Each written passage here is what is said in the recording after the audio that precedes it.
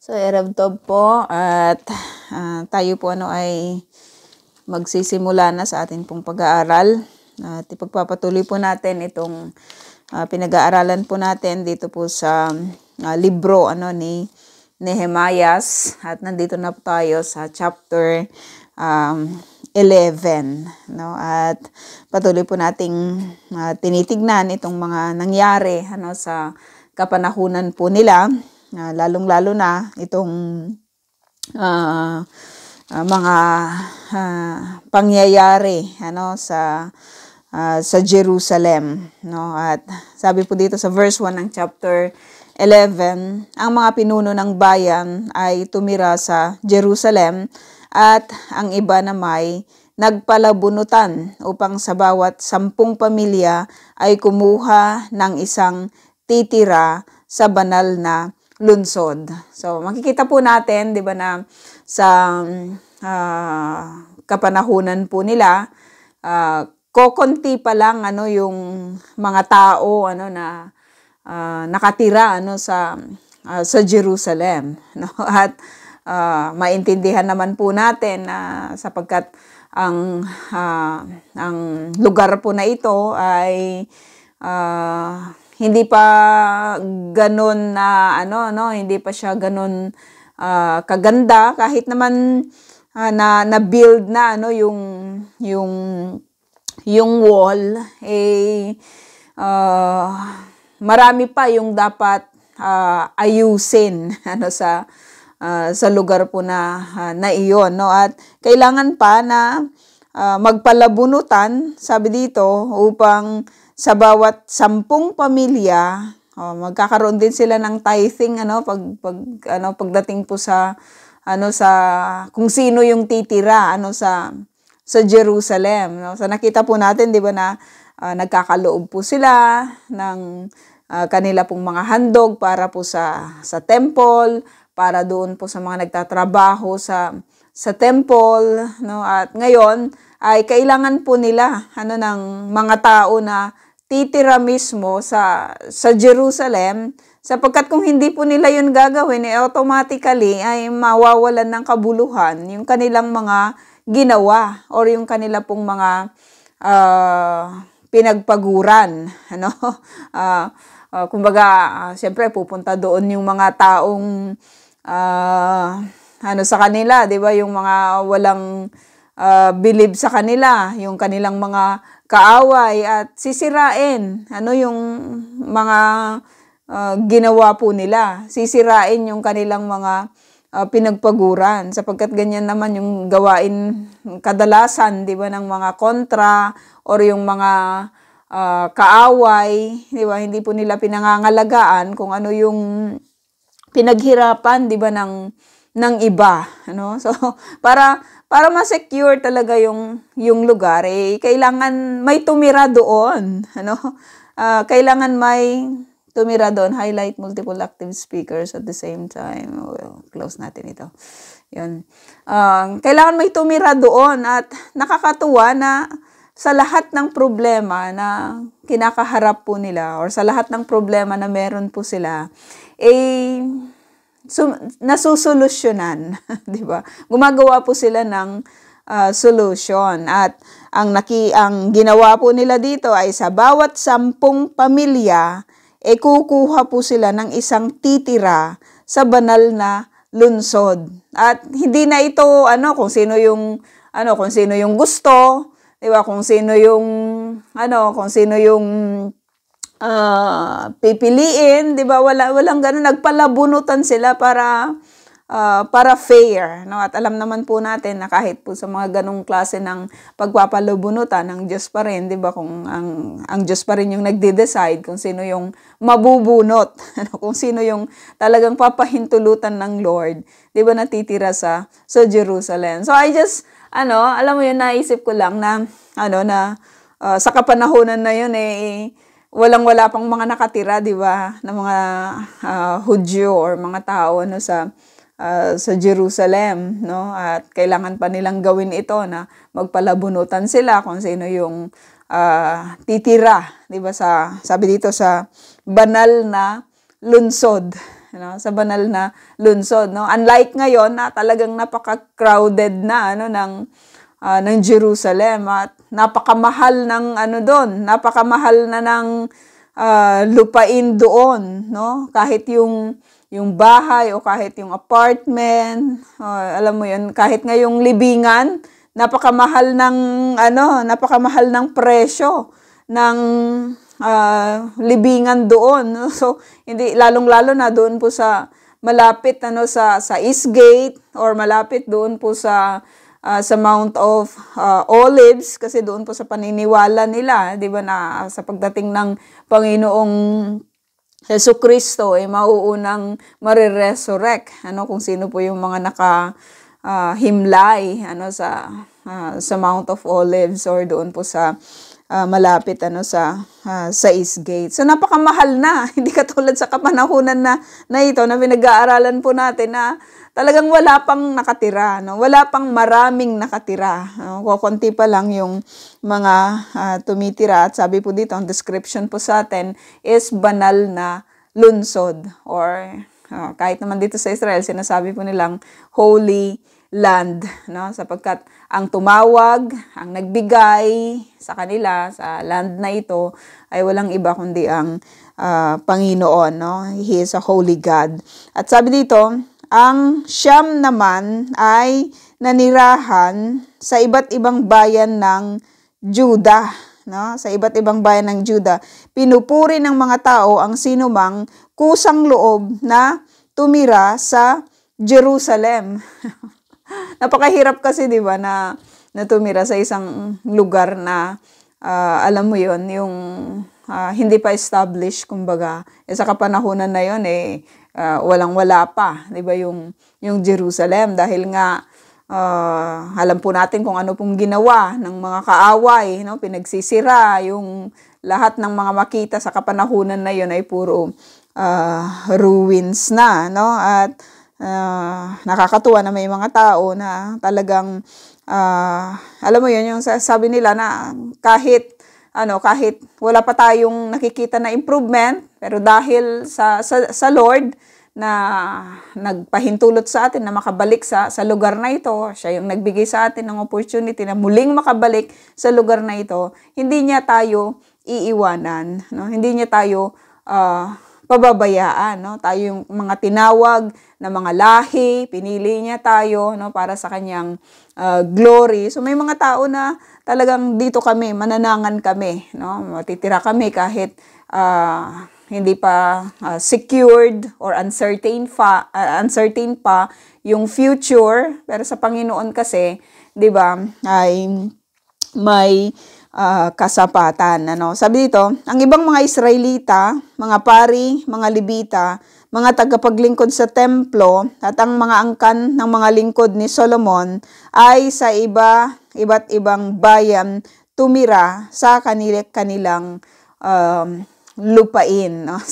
Kasi 'di ba may mga portions sila ng pag-aari ng lupain, no? At madalas na pinipili ng karamihan, 'di ba, kung saan sila mas higit, 'di ba, na magkakaroon, 'di ba, ng maayos na buhay, no? Sabi dito, narito ang mga pangunahing mamamayan ng Juda na nanirahan sa Jerusalem, no? Mula sa lipi ni Juda, si Atayas na anak ni Uzias at apo ni Zacarias. So patuloy itong si Nehemiah nagsusulat siya, 'di ba? Nagsasabi siya sa kung sino man yung mga tao na talagang nag-stand doon po sa pagtira sa Jerusalem. So sila yung mga ito, no? Mahilig po siya sa mga ganyan. Parang dito sa chapter 10 ay talagang inisa-isa niya yung mga tao na sumulat or naglagda o lumagda doon po sa kasunduan kanilang ginawa sa Panginoon. So sabi dito, kabilang sa kanyang mga ninuno sina Amarias, Sephathias at Mahalalel na pawang mula sa angkan ni Perez na anak ni Juda. So madali lang sa kapanahunan nila, 'di ba, na banggitin yung mga tao po na ito kasi kilala po sila. nag-stand po sila, di ba? Tumugon po sila sa Panginoon. Hindi man po natin sila kilala sa mga kapanahunan po na ito, pero upon penning them, di ba, sa kapanahunan po nitong si Nehemiah, kapuri-puri lang, di ba, yung kanila pong mga ginawa, no? Sabi dito, si Maasiyas na anak ni Baruch at apo ni Kolhoze, no? Kabilang sa kanyang mga ninuno si Hasayas, Adayas, Joarib at Sakarias mula sa angkan ni Sela. Ito sinasabi ko, di ba? Si Sela, no? Yung pangalan ng doktor, ano, sa hospital, no? So merong pangalan na ganito, no? Sabi dito, ang kabuuan ng magigiting na lalaki mula sa angkan ni Perez ay 468.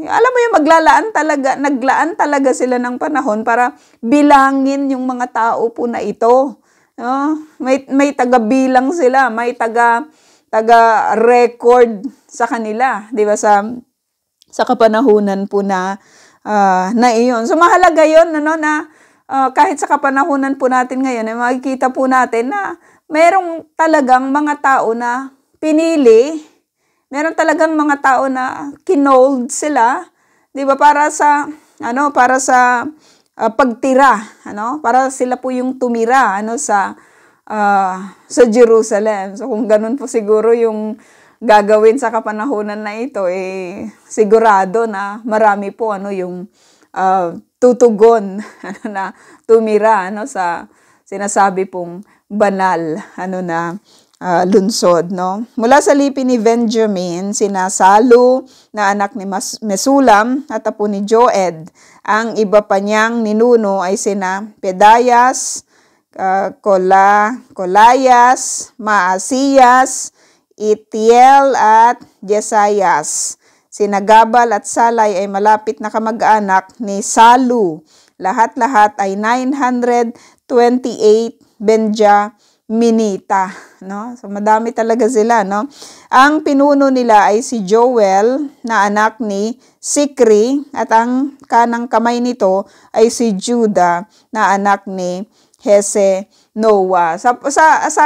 Every time na nakakabasa po tayo, 'di ba, na namimit po natin yung mga pangalan po ng mga tao po na ito, hindi lang talaga maaalis sa atin yung authenticity talaga ng scripture, 'di ba, na yung mga kwento na ito hindi lang basta-basta kathang isip lang, kundi talagang totoo talaga ito na mga pangyayari sa pangalan pa lang ng mga tao, sa description, 'di ba, ng mga kung sino tong mga tao po na ito, makikita po natin na ang katotohanan, sa mga nangyayari, sa nakaraan, no? Patunay po ito na itong pinag-aaralan po natin, 'di ba, na banal na kasulatan ay talagang totoong kasaysayan, 'di ba? Totoong pangyayari na naganap sa buhay ng mga Israelita, na nakikita, nakakasama natin, 'di ba, pinagtatrabahuan natin, 'di ba, sa mga kapanahunan po na ito, no? Sabi dito, sa mga pari naman ay kabilang ang mga sumusunod, si Jedayas na anak ni Joarib. So lagi natin itong namimit, sa book ni Ezra at maging nitong si Nehemiah, no? Si Jakin, si Serayas na anak ni Hilkias at apo ni Mesulam, kabilang din sa kanyang mga ninuno sina Sadok na anak ni Meraot at si Ahitob na pinakapunong pari. Isa pa sa mga pinaka-importante na dahilan, 'di ba, ng mga pangalan po na ito na atin pong mga binabasa, yung iba naantok pag may mga may mga ganitong mga pangalan na yung mga iba hindi na nila ito binabasa,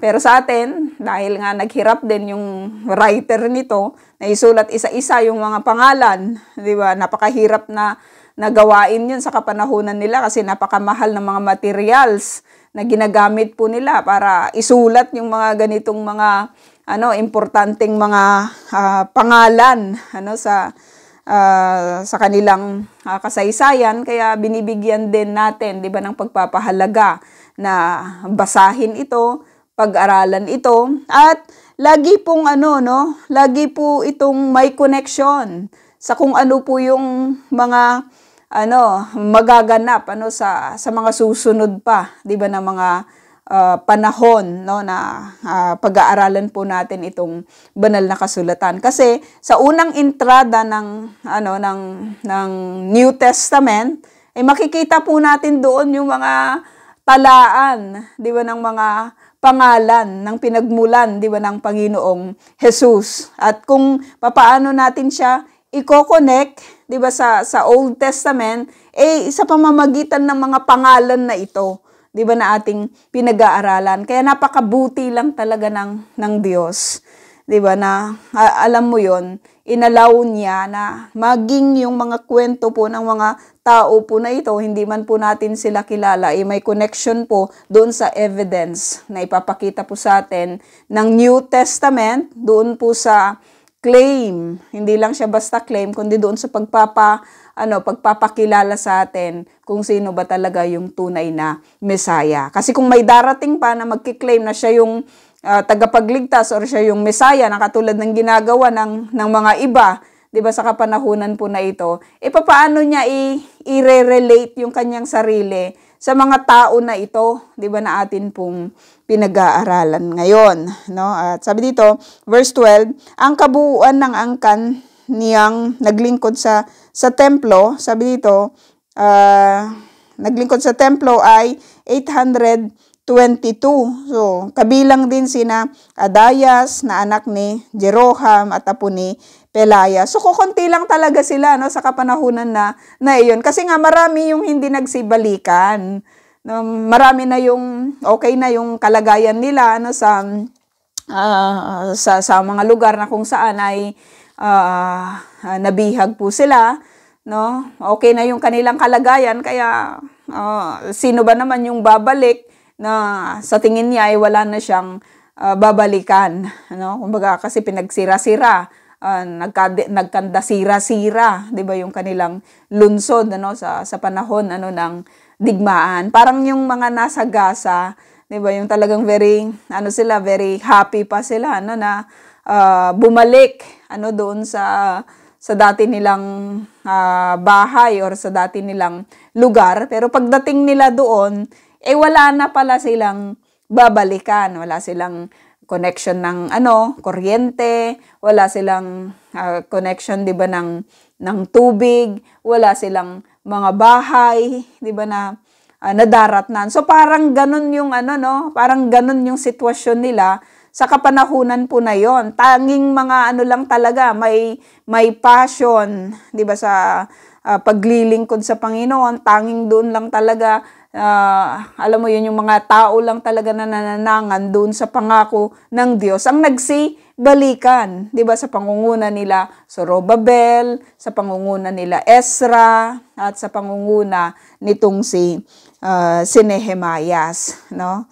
Mas pinili po nila yung manangan doon po sa pinangako sa kanila, 'di ba, ng Diyos, no? So sabi dito, verse 13, ang kabuuang bilang ng mga pangulo ng sambahayan sa kanyang angkan ay 242. Kasama rin sa tumira sa Jerusalem si Amasai na anak ni Azarel at apo ni Asay. Ang kasamang ninuno niya ay sina Meselemot at Imer. Ang kabuuang bilang ng mga bahagi ng angkang ito na magigiting na mga kawal ay 128, no? Ang kanilang pinuno ay si Sabdiel na mula sa isang kilalang pamilya. So nakaka-amaze lang sapagkat itong mga tao po na ito, mas pinili po nila, 'di ba, na tumira sa Jerusalem, sa banal na lunsod ng Diyos. Mula sa mga Levita, si Senayas na anak ni Hasub at apo ni Asrikam. Kabilang sa kanyang mga ninuno sina Hashabayas at Buni, no? Sina Sabetay at Josabad, mga kilalang Levita, ang namahala sa mga gawain sa labas ng templo. Kasama rin nila si Matanyas na anak ni Mika at apo ni Sabdi mula sa angkan ni Asaph. No, siya ang tagapanguna sa korong umaawit ng panalangin ng pasasalamat. Kasama rin niya si Bakbukuwas. Grabe yung mga pangalan kasi na naging lingkod ni Matanyas. No? So makikita po natin, 'di ba, na iniisa-isa sa atin kung sino po yung mga tao na ito at kung ano po yung kanilang mga ginagawa, no? Pinili po sila na tumira, no, sa banal na lungsod at kung ano yung kanilang gagawin, 'di ba, habang sila po ay nakatira, no, sa lugar na iyon. At kung titignan po natin, 'di ba, sa kapanahunan po na ito, napakapalad lang talaga nila. 'Di ba? Yung magkaroon ka ng tahanan doon, 'di ba, magkaroon ka ng lupain, magkaroon ka ng alam mo 'yun, ng access na malapit sa temple, no, hindi na nila kailangang maglakbay ba ng napakalayo, no, napakalapit na lang ng lugar na kung saan doon po sila sasamba, no, sa Diyos, na nagligtas sa kanila. Sabi dito, si Avda na anak ni Samua at apo ni Galal na mula sa angkan ni Jeduthun.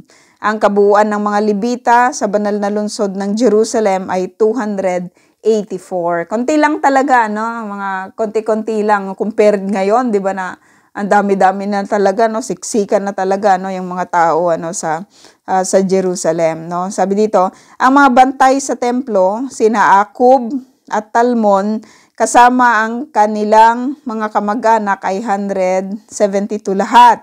Ang iba pang mga Israelita, mga pari at Levita ay nanirahan sa ibang bayan ng Juda sa kani-kanilang mga lupaing minana. No? Ang lahat namang manggagawa sa templo sa ilalim ng pamamahala nila ni Nasiha at Gispa ay doon naman tumira sa Ophel. No?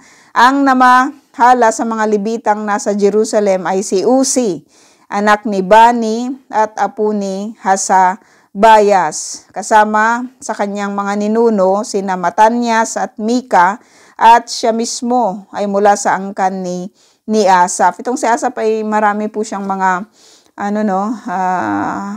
makikita po natin na mga awitin na ayan, nililid niya, no. Ang angkan na namamahala sa mga awitin, sa loob ng templo ni Yahweh, no. Ang mga mang-aawit ay may kanya-kanyang araw ng paglilingkod ayon sa mga tuntuning itinakda ng hari, no. So importante sa kapanahunan na 'yon, 'di ba, yung mga singers, yung mga awit, no. Si Petahayas na anak ni Mesezabel mula sa angkan ni Sera sa lipi ni Juda, ang kinatawan ng sambayan ng Israel sa pagdulog sa hari ng Persia. No? So alam po natin yung tagpo po na ito, 'di ba, na kung saan ay pinayagan po sila, no, ng naging kasangkapan po yung hari po ng Persia upang sila po ay makabalik sa Jerusalem, no. Ang mga nagmula sa lipi ni Juda ay tumira sa mga bayang malapit sa kanilang bukirin.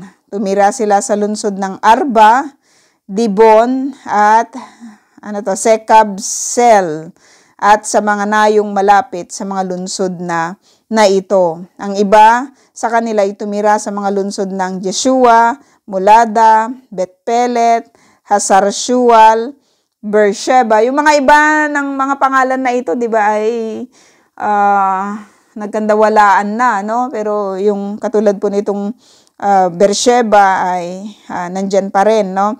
At sa mga nayong nakapaligid dito, no, nanirahan din sila sa lungsod ng Siklag, Mekona at mga nayong nakapaligid doon sa Enrimon, Sora, Jarmut, Sanoa, Adulam, ito meron pa, Lakis, meron pa, no? Meron pa yung mga lugar na ito. At sa mga sa mga kalapit bukirin ng Aseka, napunta na rin po tayo doon, di ba, sa Aseka, no? At sa mga nayon nito, nanirahan sila sa nasasakupan ng lupaing nasa pagitan ng Beersheba, sa timog ng libis ng Ben Hinnom sa Hilaga, no? So, maano na lang natin, no? Kasi most ng mga places na ito ay napuntahan na po natin, no? So, magaganda po yung mga lupain dyan, ano, sa mga lugar na yan. Kaya maintindihan po natin na dahil po doon po sa klase din, ano, ng kanilang trabaho, 'di ba? Yung pagtatanim, yung mga ganon. Kaya nga tumira sila no malapit na sa kanilang mga bukirin kasi maganda po yung mga lupain sa lugar na 'yan. Ang mga angkan namang mula sa lipi ni Benjamin ay nanirahan sa mga bayan ng Geba, nandiyan pa rin ang Geba, Mikmas, Ai, Bethel, nasa mga kalapit na nayon ng Anatot, Nob, Ananias, Hasor, nandyan pa rin ito, Rama, nandyan pa rin, Getaim, Hadid, Zebuim, magkakalapit lang ang mga to, no? Nebalat, Lod, at Uno, at sa libis ng mga panday. Sabi dito, may mga pangkat ng mga Libita na dating nanirahan sa lupain ng Juda na napasama sa lipi ni Benjamin. So it's just an information, 'di ba, sa bawat isa po sa atin na mga nag-aaral nito tungkol sa mga tao na kung saan po sila tumira, no? Pero pinupuri po yung mga tao na mas pinili po yung tumira sa Jerusalem. Kasi kung sa Jerusalem ka titira, 'di ba? Hindi naman ganun alam mo yon yung lugar na iyon compared doon po sa mga ibang location na kung saan ay maganda po yung mga lupain, pwede po silang magtanim doon, 'di ba, ng marami. Pero dito sa Jerusalem i-build pa kasi nila, 'di ba, sa kapanahunan na iyon, no? Pero nakita po natin na sa pamamagitan po ng kanila pong mga hard work, no, sa panahon po ni Ezra, yung pag-build tatayo po nila ng temple, tapos sa panahon ni Nehemias, nag-focus din po siya, 'di ba, sa pag-build ng wall sa Jerusalem. Yung nakikita po nating wall, 'di ba, sa kapanahunan po na 'yon, sa kapanahunan na ito ay mga na 'yan, no? Mga bago-bago na, yung pinaka-original na wall talaga ay nasa pinakailalim na, ano? Kasi pinapatong-patungan lang nila, 'di ba? Ng mga bato-bato sa kapag gusto po nilang ayusin yung wall ng Jerusalem. Pero magaganda pa rin, no? Kahit sa kapanahunan na ito, maganda pa rin, no? At naikot na rin po natin 'yan mula po doon po sa taas kung gaano po kaluwang 'yon at kung gaano po kaganda talaga yung Jerusalem, no? Sabi dito, chapter 12, ito ang listahan ng mga pari at mga Libitang bumalik kasama ni Zerobabel na anak ni Sealtiel at ang pinakapunong paring si Josue. So, nabanggit na ito sa atin, no? Pero dito po sa account ni Nehemiah, susulat po ulit, 'di ba, sinulat po ulit, no? At sabi dito, ang mga pari ay sina Serayas, Jeremias, Ezra, Amarias, Maluk, Hatus, Sekanyas, Rehum, Meremot, Ido, Genetoy, Abihas, Mijamin, Maadias, Bilga, Semanyas, Joarib, Jedayas, Salo, Amok, Hilkias at Jedayas. Parehas lang. Sila ang mga pinuno ng mga pari at ng kanilang mga angkan ng panahon ni Josue. Ang mga Libita naman ay sina Jeshua, Benui, Kadmiel, Serebias, Juda at Matanias. Sila ang namahala sa pagkanta ng mga awit ng pasasalamat. So may mga description kung ano po yung kanilang ginagawa. At madalas, kung sino po yung mga yung mga leader or kung sino yung mga in charge, 'di ba, sa mga pag-awit. Sabi dito, may may description pa kung ano yung mga awit na yon, 'di ba? Awit po ito ng pasasalamat. Binabanggit talaga sa atin kung sino yung mga tao na ito, no? At napakaganda po yun, sapagkat yung ministry po na yun ay alam po natin na binibigyang halaga din talaga ng Lord, no? Kasi naisulat po dito po sa banal na kasulatan, no? Naging anak ni Josue si Joachim na ama ni Eliasib. Naging anak naman ni Eliasib si Joaida na ama ni Jonathan na ama ni Jadua. Sabi dito, nang panahong si Joachim ang pinakapunong pari, ito ang mga pinuno ng mga angkan ng pari, no? Si Merayas, si Hananias, si Mesulam, si Jehohanan, si Jonathan, si Josue, si Adna, si Helkia, si Zacarias, si Mesulam, si Sikri, si Piltai, si Samura, si Jehonatan, si Metanai, Uzi, Kalay, Ever, Hasabayas, Nathaniel. At binabanggit din po kung saang angkan po sila nanggaling, no? Sa angkan ni Serayas, sa angkan ni Jeremias, sa angkan ni Ezra, sa angkan ni Amarias, ni Maluki, si Sebanias, si Harim, si Merayot, si Ido, si Geneton, si Abihas, si Menyamin, Moadias, Bilga, Semanias, Joharib, Jedaya, Salay, Amok, Hilkias, at Jedayas, no? Nakakaano lang, no? Amaze lang yung yung effort ng tao po na ito na muli po niyang isinulat, no? Kinopya niya yung mga pangalan po na ito at isinulat niya sa kanyang kapanahunan. Effort din ito, 'di ba, na kasi maintindihan natin, mga kapatid, maintindihan natin sapagkat sa kapanahunan na yon ay wala namang Xerox machine. No, sa kapanahunan natin ito, masyado na tayong napakarami po nating mga gadgets na pwedeng gamitin, no? Picturean mo lang, nasa iyo na yung kopya. 'Di ba? Or alam mo yon, yung ipasirox mo, meron ka ng kopya. Sa kapanahunan nila, walang ganon. So kung nag-iisa yung source nila, kailangan nilang itong isulat muli. 'Di ba? Para magkaroon sila ng kopya. No? At isusulat pa ulit ito, 'di ba? Para magkaroon ng mas maraming kopya. At maintindihan natin itong si Nehemias, no, na kung gusto mong i-preserve yung mga ganitong mga importanteng mga documents, kailangan mong magsulat. Kailangan mong kopyahin 'yon, no? Sa kapanahunan na ito may mga gumagawa pa rin, 'di ba? Doon po sa mga scrolls na sinusulat talaga nila sa kamay yon, isa-isa, at bawal magkamali. 'Di ba? Kasi pag nagkamali, buong yung Torah nila ay babaguhin, no? At minsan na i-TV po yun kung paano po nila yung ginagawa, no? Magkakalayo-layo sila ng upuan at talagang concentrated ka.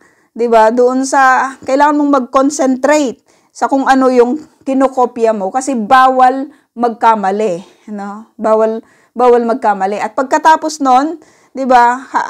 Halos 1 taon nila 'yun isusulat At kapag natapos po nila 'yon, nagkakaroon po sila, 'di ba, ng celebration, no? Yung nakikita po natin dito, 'di ba, na ipinaparada po nila yung scroll, 'di ba, na kanilang isinulat, no? Nag-iingay po sila diyan sa sa mga streets at nagkakaroon ng celebration sapagkat isang scroll na naman, 'di ba, yung natapos or doon yung naisulat. Mostly naman doon po sa mga scroll, 'di ba, ay ito sa Old Testament. Pero talagang ang tiyaga-tiyaga po nila, 'di ba, na nagsusulat, no? Hindi naman dahil sa ayaw nilang gumamit ng mga gadgets natin, 'di ba, sa kapanahunan na ito, pero nagtatagal yun kahit yung ink noon ay nagtatagal kasi special yun, no? Minsan tinanong ko kung magkano yung ballpen at saka magkano yung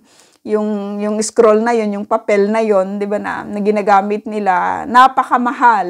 Napakamahal niya, kaya bawal yung magkamali. So maintindihan natin na inuulit ito for another, hindi sa binabago, kundi para magkaroon sila, 'di ba, ng mga kopya, no? Mga kopya tungkol sa napaka-importante po nila, 'di ba, nakasaysayan na ito, no? Sabi dito, verse 22, inilista ang mga pinuno ng sambahayan, ng mga Levita at ng mga pari ng panahon ng panunungkulan ng mga pinakapunong paring sina Eliasib, Joaida, Johanan at Jadua. Ang listahang ito'y natapos ng panahon ni Dario, ang hari ng Persya. So, imagine na lang yun, no? Sa tagal nun.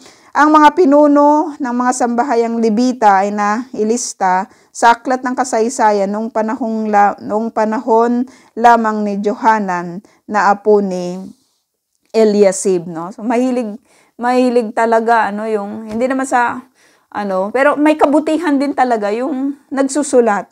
Di ba? Yung talagang pinangangalagaan nila yung bawat mga kasaysayan na nangyayari, 'di ba, or nangyari sa kanilang kasaysayan, no? Tayong mga Pilipino kasi, no, dito may mga family talaga na meron silang kwento talaga ng kanilang family. May mga libro sila, 'di ba, na minsan isinusulat kung sino yung kanilang kanununuan. Maganda po 'yun, pagdating sa mga new na generation, no? Sa atin, ewan ko kung may mga gumagawa ng mga ganun, no? Kung kilala pa ba ng mga bata ngayon kung sino yung kanilang lolo, 'di ba, kung ano yung pangalan ng kanilang mga kanununuan. Dito very sila, no? Very familiar sila sa mga kwento po ng kanilang pamilya, no? Sabi dito, ang mga pinuno ng mga Levita ay hinati sa mga pangkat na pinamumunuan nina Hasabayas, Serebias, Jeshua, Benui at Kadmiel. 2 pangkat ang sagutang umaawit ng papuri at pasasalamat sa Diyos ayon sa ipinag-utos ni David na lingkod ng Diyos, no? May mga ganun, no, na kanilang ginagawa, sagutan ng papuri at pasasalamat yung kanila pong pag-awit, no? Ito yung kanilang ministry sa Panginoon. Ang namahala naman sa mga bantay, sa mga bodega na malapit sa mga pintuan ng templo ay ang mga sumusunod: Matanyas, Bakbukuyas, Obadayas, Mesulam, Talmon at Akub, no? Nooy panahon ng pamamahala ni Joachim, anak ni Josue at apo ni Jehozadak.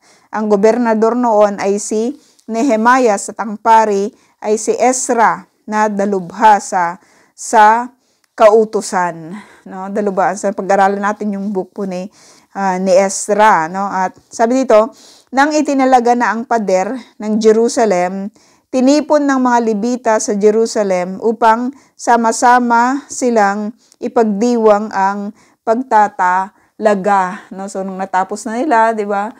Tagal na panahon na ginawa po nila ito, at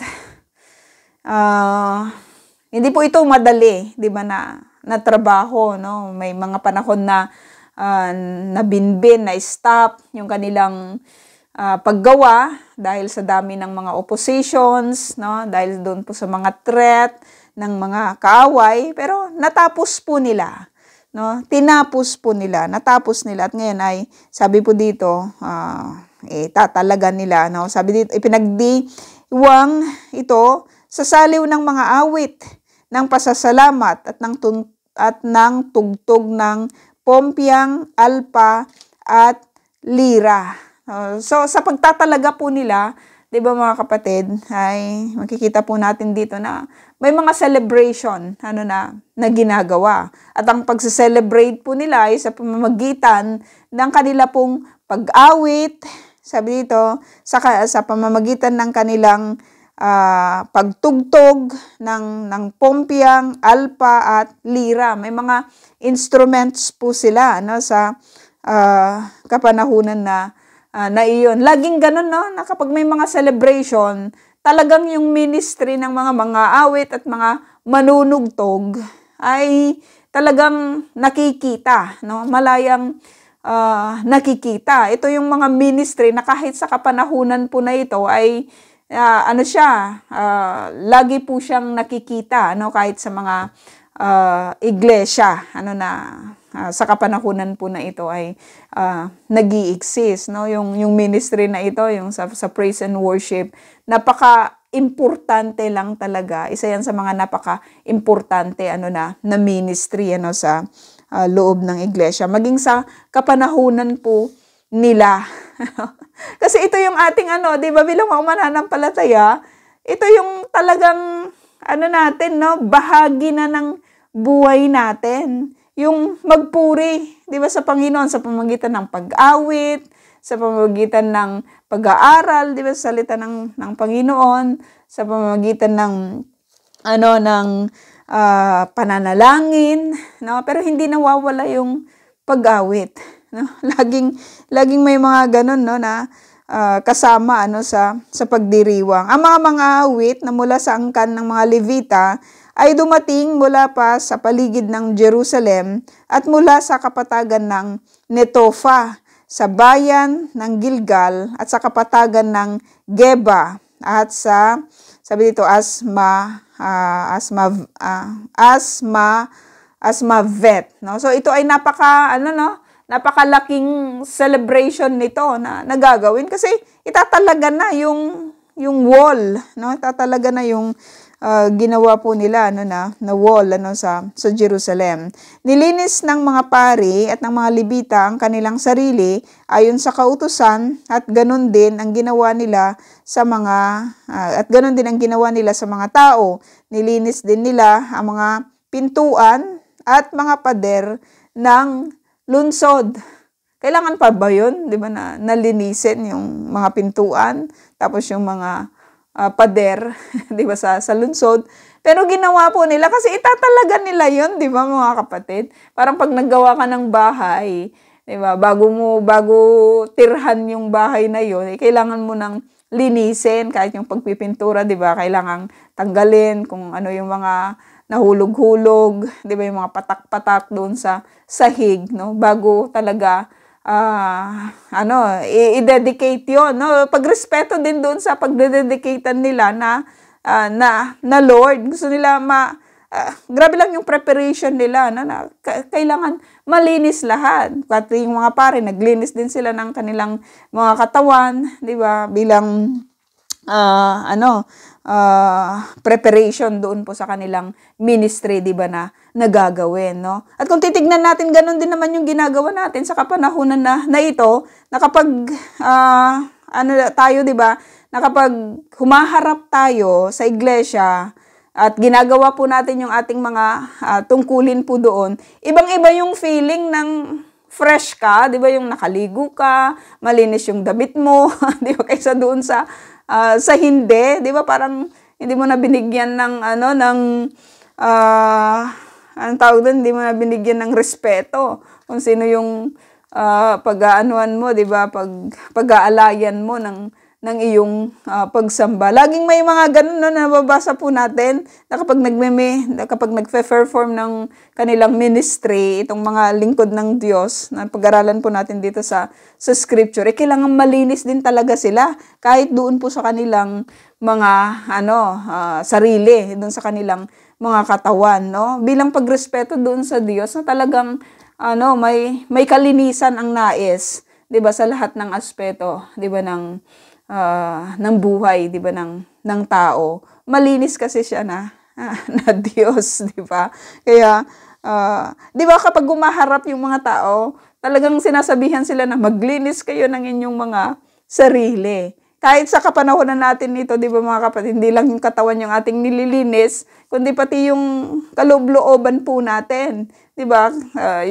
Alam mo yun, kasi may account din sa New Testament na kahit yung galit, 'di ba, kahit yung ines, ay kailangan ipalinis yun sa Panginoon. Kung may tampo, 'di ba, sa kapatid, makipagkasundo muna bago bumalik ulit, 'di ba, upang mag-alay ng kanyang handog, 'di ba, sa Panginoon. No? Sa pagharap, kailangan makita po natin 'yon, 'di ba, na sa pagharap natin sa Panginoon, sa pag-perform natin, 'di ba, ng ating mga tungkulin sa loob ng iglesia. Kailangan malinis tayo. Hindi lang sa ating mga kasuotan, 'di ba? Hindi lang sa ating mga katawan, kundi talagang we are prepared, 'di ba, na makaharap itong Diyos na ito, 'di ba, na pinaglilingkuran po natin, no? So ganun po yung kanila pong ginagawa, at to the extent na kahit yung mga pintuan at yung mga pader, 'di ba, ng lungsod, nilinis po nila. Talagang malinis, no? Bago po nila yon italaga. Kasi magtatalaga ka ng hindi malinis, 'di ba? Parang yun, disrespect yun, sa isang Diyos na ang nais ay or doon sa kalakihan ng Diyos, 'di ba, na pagtatalagaan po nila. So kahit doon sa area na yun, kahit nga sa mga gamit natin, 'di ba, kapag tayo po ay nagtatalaga, hindi tayo nagtatalaga ng mga sira-sira. 'Di ba, parang nakaka-insulto 'yun. Ganun nga ang gawin mo sa presidente, 'di ba, ng Pilipinas, o kaya sa prime minister ng Israel, 'di ba, na magbigay ka ng madumi, 'di ba, na bagay, or alam mo 'yon. Hindi siya matutuwa. So how much more, 'di ba, sa isang Diyos na nasa kanya na po yung lahat, 'di ba? Nasa kanya na yung lahat, no? So it's a sign of respect, and it's a sign of love. Kasi kung tunay kang nagmamahal, hindi ka naman magbibigay ng 'di ba, ng sira, hindi ka magbibigay ng madumi. Pipiliin mo na ibigay doon sa minamahal mo yung pinaka the best, 'di ba, sa lahat, no? Sabi dito, isinama ko sa ibabaw ng pader ng lungsod ang mga pinuno ng Juda, no? Kung hindi tayo nakarating doon sa pader ng Jerusalem, hindi natin ito maiintindihan. Paano mo isasama yon kung pader lang, kung ang thinking natin ay yung pader lang, na katulad ng pader, 'di ba, na meron tayo sa ating mga tahanan marahil, no? Kakaiba po yung pader na ginawa, or kakaiba yung meron na pader, 'di ba, sa Jerusalem, no? Ang luwang-luwang nun, kahit doon sa taas, no? Pwede doon ng napakaraming mga tao, pwede niyang ma-occupayan yon, kasi ginagamit din po nila ito, 'di ba, na marami pong gamit yung pader po na yon, sa kapanahunan nila, no? At sabi dito, isinama ko sa ibabaw ng pader ng lungsod ang mga pinuno ng Juda. So we can understand kasi maluwang yon, no? Pinamahala ko sila sa dalawang malaking pangkat ng mga awit nalilibot sa lungsod upang magpasalamat, no? So ang ganda-ganda lang siguro yung natagpo, 'di ba, na alam mo yon, nakikita ng lahat ng mga tao kung sino yung mga nasa taas, at kahit yung mga nasa taas, kita po nila yung lahat ng mga nangyayari sa baba, 'di ba, ng lungsod, no? At ang ginawa, 'di ba, anong ginawa nila? Umawit sila, 'di ba, sa libot ng lungsod. Sabi dito, upang magpasalamat. So yung pag-awit po nila is in the form of thanksgiving sa Lord, no? So grabe lang yung tagpo na yun, no? Ang isang pangkat ay lumakad na papuntang kanan sa ibabaw ng pader patungo sa pintuang papunta sa tapunan ng basura, yung dung gate, inaano natin yun, no? Lagi nating pinapasukan yun kapag tayo po ay, kasi yun yung malapit sa Wailing Wall sa kapanahunan po na ito. Pero sa kapanahunan nila, itong dung gate na ito po yung tapunan, na ito yung gate na kung saan ay dyan po sila dumadaan kung magtatapon po sila, 'di ba, ng mga basura sa loob ng city, no. So kasunod nito, sabi dito, ang kalahati ng mga pinuno ng Juda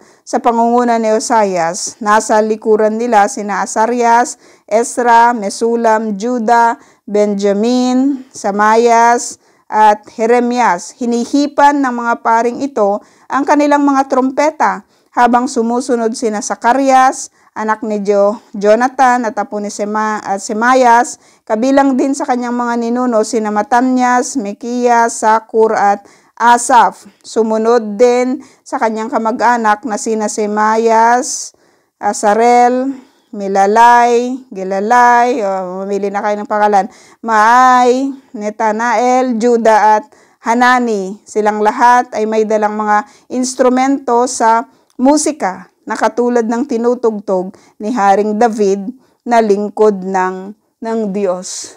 So nakaka-amaze lang talaga, no, yung tagpo po na ito dahil pag-awit po yung kanilang pamamaraan. 'Di ba, ng kanilang pagtatalaga. 'Di ba, syempre may panalangin naman diyan, 'di ba? May pasasalamat naman diyan. Pero yung event na ito, ang sarap-sarap lang din naman kahit sa kapanahunan natin ito, 'di ba, na talagang makinig, 'di ba, sa mga tugtugin na patungkol sa pagpupuri sa Panginoon, no? Kaya alam mo 'yon, yung preparation lang talaga nito talagang dapat matindi kasi ang aawitan, 'di ba, walang iba kung hindi ang Diyos na may-ari, 'di ba, ng lahat ng bagay, no? So may mga instruments po sila, 'di ba? May mga pag-aawitan po sila, 'di ba, na ginagawa. Pagdating nila sa pintuan ng bukal, nagtuloy silang paakyat sa lungsod ni David, no? Sa lungsod ni David. Lumampas sila sa palasyo ni David hanggang sa sumapit sila sa pintuan ng tubig sa gawing silangan ng lungsod, no? Sa gawing silangan ng lungsod. So madali lang natin itong ma-identify, 'di ba, mga kapatid, kasi ilang beses na rin naman nating napuntahan, 'di ba, yung lugar po na yan, kahit itong sinasabi po, 'di ba, na palasyo ni David, no, nandyan lang siya, no. Siguro kung tayo maganda siguro, no, na habang yung tagpo na ito, 'di ba, na habang pinag-aaralan natin ito, nandun tayo mismo sa lugar na iyon, no. So parang napakaganda po na sitwasyon, no. Pero dahil nga wala tayo doon, imagine na lang po natin yung mga lugar na ito, since napuntahan naman na po natin, 'di ba, yung karamihan sa mga places na ito. Ang ikalawang pangkat ay nagpasalamat din. Ang ikalawang pangkat na nagpasalamat din ay lumakad namang pakaliwa sa ibabaw ng pader. So nasa ibabaw sila ng pader. No, nasa ibabaw sila ng pader. Hindi ko alam kung si Ining Lorna ay nakapunta na doon or kaya si Inay Nympha, 'di ba? Pero ang ganda-ganda doon sa taas Ang gandang maglakad. Kahit sabay-sabay kayo doon pupwede, no? Ilang beses na rin tayong nag-trip doon, no? At kahit nakakapagod pero worth it naman, 'di ba, yung mga ganun na mga experiences. So maintindihan natin na pwedeng lumakad doon sa ibabaw ng pader sapagkat maluwang po 'yon, no. At sabi dito, sumunod ako sa pangkat na ito at lumakad kaming kasama ang kalahati ng mga taong bayan, no. So ang dami na nila doon sa taas ng pader, no. Matibay po 'yon, no. Malaki, maluwang, 'di ba? Pwedeng magpahinga, pwedeng kumain, may mga upuan, no. Madami po yung mga makikita, no, doon, no. Makikita mo lang talaga yung buong Jerusalem ng malakihan, no? Kapag ikaw ay nasa taas, 'di ba, ng pader na 'yon, no? Sabi dito, lumampas kami sa tore ng mga pugon papunta sa maluwang na pader. Mula rooy, lumampas kami sa pintuan ni Ephraim, sa pintuang luma, tuloy sa pintuan ng Isda, sa tore ni Hananel, sa tore ng Sandaan, patungo sa pinto ng mga tupa, no? So may mga gates 'yan, 'di ba? Na nandun naman, nakasulat naman lahat doon, no? So habang naglalakad ka, marami kang kwento na malalaman doon kung gusto mong magbasa-basa, 'di ba? Marami kang mababasa na kwento sa nakaraan, no? At sabi dito, huminto kami sa may pinto ng templo. Ang dalawang pangkat ng mga mang-aawit ay nagtagpo sa tapat ng templo. So hindi kasi kaya ito ng isang araw 'di ba? Pwede naman, pero nakakapagod siya, 'di ba, na ikutin yung buong wall. Kaya ang ginawa nila, 'di ba, pinaghati nila yung pangkat tapos nag-meet sila, no? Dito sabi sa pinto patungo sa pinto ng mga tupa. Huminto kami sa may pinto ng templo. Ang dalawang pangkat ng mga mang-aawit ay nagtagpo sa tapat ng templo. Bukod sa mga pinunong kasama ko rin ang mga paring umiihip ng mga trumpeta na sina Eliakim, Maasiyas, Meniamin, Mikias, Elonai, Sakarias at Hananias, no? Kasunod nila sina Maasiyas, Semayas, Eleazar, Uzi, Johanan, Malkiyas, Elam at Eser. Ang mga ito'y mga awit na pinangunahan ni Sesrahias. Nang araw na iyon, nag-alay sila ng maraming handog at masayang nagdiwang ang mga tao dahil sa kagalakang dulot sa kanila ng Diyos. Dahil sa kagalakang dulot sa kanila ng Diyos. Matindi yung statement na ito, mga kapatid, sapagkat yung joy ay bigay ito, dulot ito, 'di ba, ng Diyos, no? Ang Lord lang yung pwedeng magbigay nito, 'di ba, yung kagalakan na meron, no? Yung joy, 'di ba, na meron ng isang tao. Sinong nagbibigay? Tanging ang Diyos lamang. So masaya silang nagdiwang, sabi dito, dahil sa kagalakang dulot sa kanila ng Diyos. Pati mga babae at mga bata ay nagdiwang din. Kaya't ang ingay nila ay narinig sa malalayong lugar. Narinig sa malalayong.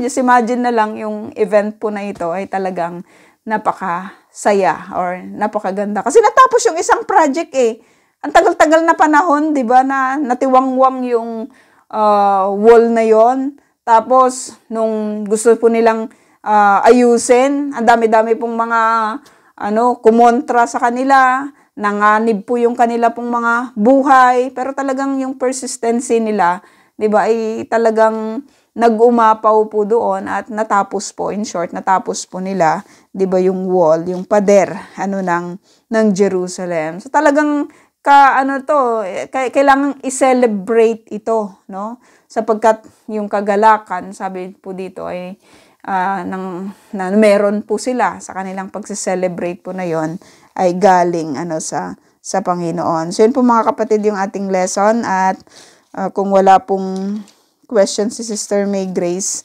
ay itatype po na lang po yung ating question. Erev Tov po. Inay Nympha, kayo po ulit.